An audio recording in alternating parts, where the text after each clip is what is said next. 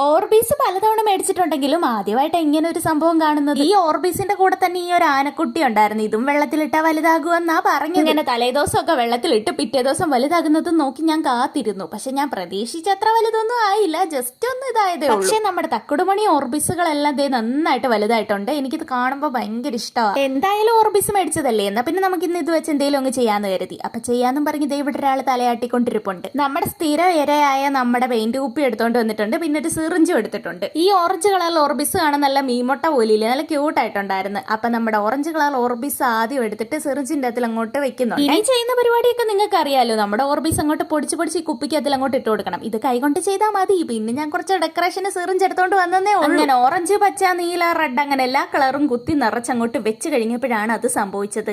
എന്റെ കയ്യിൽ നിന്ന് നമ്മുടെ കുപ്പി ഒന്ന് മറിഞ്ഞ് താഴെ വീണു ഗൈസ്. എല്ലാ കളറും നന്നായിട്ട് അറേഞ്ച് ചെയ്ത് വെച്ച് എന്റെ കുപ്പിയുടെ അവസ്ഥ കണ്ടോ. പിന്നെ ഒരു അവിയല് പരുവത്തിലെല്ലാം കൂടെ കുത്തി നിറച്ചങ്ങോട്ട് വെക്കുന്നുണ്ട്. നമ്മുടെ കുപ്പി ലൈറ്റിന്റെ അടിയിൽ വെക്കുമ്പോൾ നല്ല രസം ഉണ്ടായിരുന്നു കാണാൻ. അപ്പൊ ഒരു ക്യൂട്ട് ലുക്കൊക്കെ ആയിട്ടുണ്ട്. അപ്പൊ നിങ്ങളും ട്രൈ ചെയ്ത് നോക്കണേ. ടാറ്റാ.